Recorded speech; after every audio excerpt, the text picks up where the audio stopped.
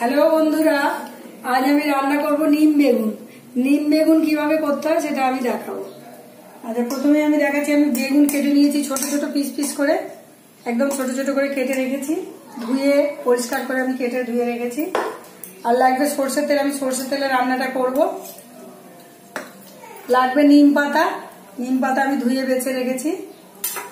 সরষে ফোড়ন দেবো, সরষে, কালো সরষে।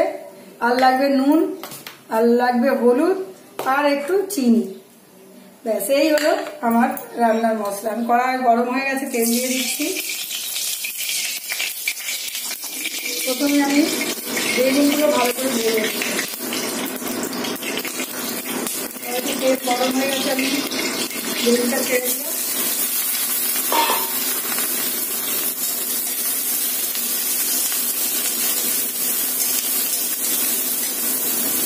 এর মধ্যে নুনটা দিয়ে দেবো। নুনটা দিলে বেগুনটা তাড়াতাড়ি নরম হয়ে যাবে এবং সেদ্ধও হয়ে যাবে। নুন দিয়ে দিলাম পরিমাণ মতো নুন দিয়ে দিয়েছি। এবার আমি ঢেকে দেবো। বেগুনটা ঢেকে দিলে তাড়াতাড়ি বেগুনটা নরম হবে এবং সেদ্ধও হবে। যার জন্য আমি ঢাকনা দিয়ে দেবো।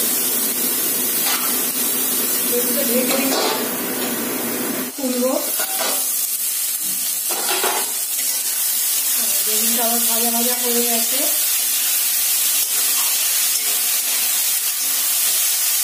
এই গরমের সময় নিম বেগুন খুবই ভালো, উপকার শরীরের জন্য।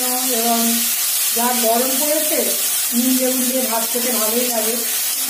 বেগুনটা ভাজা হয়ে গেছে, এবার আমি এটা নামিয়ে নেব। এই কড়াইতেই আমি তেল দেবো। আমি 1 চামচ তেল দেবো, বেশি তেল দেবো না। আমি নিম পাতাগুলো একটু ভেজে নেবো। নিম পাতাটা দিয়ে দিলাম। নিম পাতাটা একদম ভালো করে ভেজে নেবো, একেবারে খুবই সবুজ আর থাকবে না।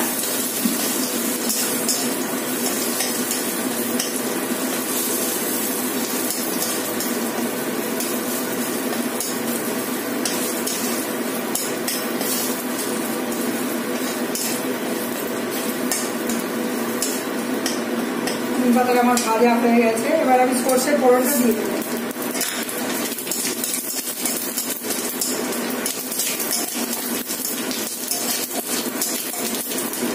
আমি আবার এই বেগুনগুলো ওর মধ্যে দেবো।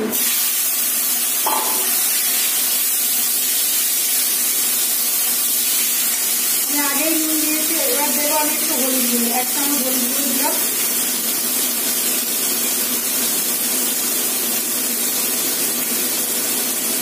আর দেবো চিনি। এই আমি 1 চামচ চিনি রেখে দিয়েছি, দিলাম। চিনিটা অপশনাল, আপনারা দিতেও পারেন, নাও দিতে পারেন। আমি একটু দিই, কারণ খুব তেতো লাগে তো, ওই জন্য একটু চিনি দিলে টেস্টটা ভালো হয়, ভালোই লাগে। চিনি না দিয়েও কোনো ব্যাপার নেই, চিনি নাও দেয়। এবার যার যা পছন্দ হবে। কারণ নিম বেগুন হয়ে গেছে।